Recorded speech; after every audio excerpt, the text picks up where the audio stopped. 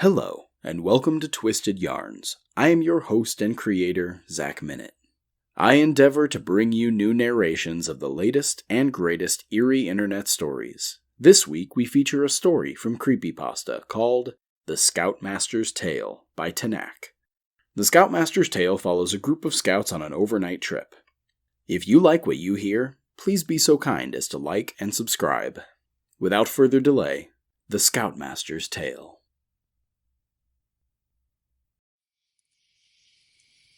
Scoutmaster Tom sat with his troop around the campfire. It was their first overnight trip, and the 5 boys were all giddy with excitement. All around them the woods echoed, with the song of chirping crickets and gentle breezes. The boys roasted their s'mores while chatting about girls using a vocabulary that Tom deemed not suitable for 10-year-olds. "Hey, watch the language, boys. We may be in the woods, but we are not animals." The scouts laughed and shook their heads. "I'm sorry. I thought this was supposed to be the big make men out of us trip," Johnny said with a smile. "Yes, it is, but we are scouts, not sailors. So I suggest you take things down a couple of notches or you'll be sleeping out here all night. Find something else to talk about." "What about a ghost story?" Mark asked. This seemed to excite the boys, and they turned towards their elder with wide eyes. Tom chuckled and shook his head.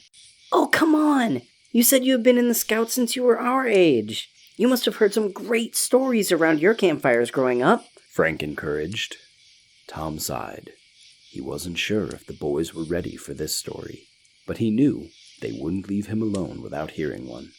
"Okay, boys, I do have one, but I did not hear this around a campfire.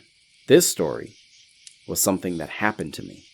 The boys became more interested, and an ominous wind blew through the camp, making the fire dance, making for perfect ambiance. "It was during my first overnight camping trip, on a night, just like tonight," Tom said in his best creepy voice. Justin laughed. "Let me guess. It was in this very woods." Tom looked at him with dead seriousness. "Yes." The boys looked shocked and leaned in closer. "It was the night of a full moon, and the forest was brimming with a sinister energy. We talked about what we would do if werewolves or vampires stormed our camp. We laughed about it then, but we were unaware about the very real monster lurking just behind the trees." The wind picked up again, shaking the trees around them and sending a shiver down all the boys' backs. "I awoke in the middle of the night feeling my own call of nature. I left the tent to relieve myself, and when I came back, I noticed something incredible. On the ground in our camp was a very clear and equally fresh set of deer tracks. I was excited, because in all of our nature walks, we had never encountered an actual deer. My mind drifted to my bag, where I had a particular item stored. It is an unwritten Boy Scout rule that a camper would bring at least one banned item with them. Most brought things like Game Boys or an adult magazine. For me, though, I brought my Polaroid camera. I wanted a picture of that deer, and rules about venturing alone at night be damned, I was going to get it. Now, all I wish was that I had gone to bed and shut my eyes tight." The boys around the fire were speechless. This was the most quiet Tom had ever seen them. Even the woods seemed to quiet down, as if nature wanted to listen in. "I quietly grabbed my camera from my pack and then ran out into the night, following the tracks of the deer. I was initially worried about venturing through the darkness. However, the shining full moon above provided the perfect lighting. I was very thankful for that, because a sprained ankle from stepping in a hole would have ruined the trip for everyone, and my fellow scouts would never let me hear the end of it. As I walked through the shadowy trees, I could feel the eyes of the animals in the forest glued to me, tracking my every step. I began to feel afraid, and considered turning around, but I knew that the deer could not have gotten far. I followed the tracks intently, but that was when I noticed something strange was happening to them." "What was it?" Mitchell asked with a genuine tone of fear in his voice. "I noticed that they were getting bigger," Tom said, sending a quiet gasp through the boys. "The tracks seemed to increase in size with every step. First, I thought maybe the deer was increasing speed, and therefore pressure, but they were getting far too big for any deer on record. Then something far stranger happened. The tracks began to change shape. The hoof print grew longer and narrower. The foot had begun to grow toes, and each one was tipped with an increasingly long claw. A single word flashed in my mind: wolf. My heart beat in my chest, and I considered turning around, but I took a closer look instead. It didn't take me long to figure out whatever these tracks were. They were not wolf tracks. Wolves had more rounded feet. But this was long, and damn it, almost human in nature. My mind swirled with the stories of werewolves we were telling earlier, but I shook my head in denial. Nothing about the nature of these tracks made sense. I had to follow them further. I continued my journey, watching the tracks morph in front of me.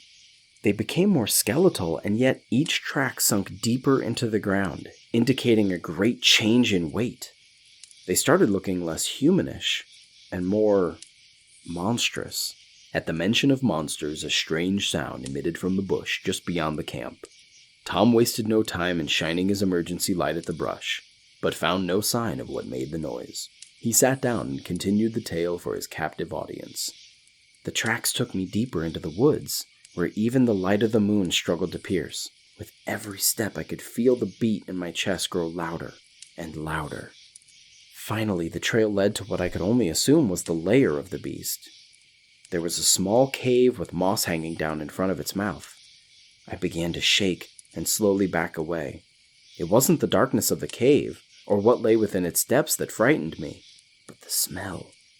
The cave radiated with a smell that was horrible, beyond measure. I wouldn't understand the smell till years later when I found a dead gopher under my house. It was the smell of decay, the smell of death. I feared whatever made that smell and was about to turn around. That was when I heard a sound come from in the cave. All 12 eyes around the campfire were glued to the Scoutmaster. The boys were completely enthralled, and Tom knew it was time to finish his tale. The sound was a strange one that I still can't completely identify. On the surface, it sounded like a growl, but there was the slightest hint of something behind it. Something human. It was then that the forest truly came alive. As if summoned by the creature's growl, every animal, every insect in the forest erupted into their own cries. The sound was completely deafening to the point where I thought my ears would burst. I didn't understand how the others at camp didn't hear it. Suddenly, I felt a tap at my shoulder, and I swear, I could feel my soul leaving my body. I jolted up, and there was my fellow scout Donnie, staring at me. Relief burst through me, and I noticed that the animal calls had stopped as if they never existed.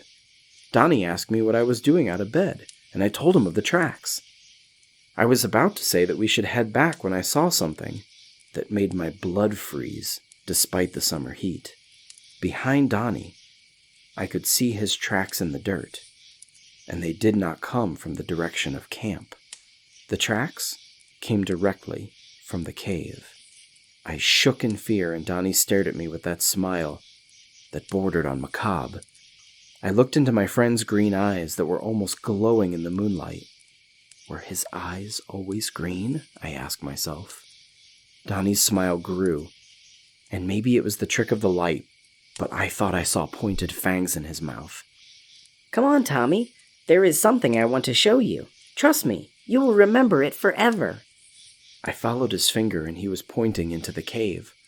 I shook my head and took a step back, but he continued to point. Come, my friend, join me. I can show you such wonders. His eyes grew brighter and shone almost like a cat's eyes.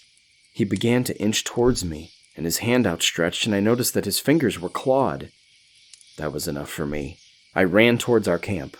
I didn't dare turn back for the life of me, but I could hear him following. Every step the thing took caused a louder boom, and each one was closer to me. There was no way I could outrun the beast. Then, inspiration struck me. Like a bolt of lightning, I grabbed my Polaroid camera, aimed it behind me, and snapped a picture. The intense flash of the camera had its desired effect and blinded the beast. I could hear a mighty roar from behind me, and I finally made it to camp. I ran straight into my tent, and to my surprise, Donnie was in his sleeping bag. I almost ran back out again, but he lay snoring away, and I knew this was the real Donnie. I got in my sleeping bag and stared at the tent flap, just waiting for a claw to swipe it down. I don't know how long I stared at the door, but I must have fallen asleep because the next thing I knew it was morning. I couldn't believe that I had survived the night. In the light of day, realism began to wash over me, and I figured I must have dreamed the whole encounter. We packed up, and I was relieved to be leaving. However, as we were marching down the trail, I noticed something laying on the ground. The unmistakable back of a Polaroid picture. I trembled as I picked it up, and when I turned it over, I almost screamed. The picture was extremely blurry, but I thought I could make out 2 glowing green eyes and what looked like a set of razor-sharp teeth. The boys all let out a sigh. Why didn't you tell anyone about the picture? Justin asked. Tom shrugged. To this day, I maintain that I must have been sleepwalking and took a picture. Frank shook his head. But the eyes! Tom laughed. Most likely just fireflies, but who knows? The picture was too blurry to tell anything. The boys continued to argue about whether or not it was a dream. They argued about what type of creature it might have been. Tom simply smiled to himself. He had chosen a good story, and everyone was enthralled by it. In fact, they were so enthralled that no one, not even the Scoutmaster, noticed that there were now 6 boys instead of 5. No one noticed until it was too late. Thank you so much for listening to The Scoutmaster's Tale by Tanak. If you would like to hear more spooky content read on Twisted Yarns, please like and subscribe. And tune in next week for more Twisted Yarns.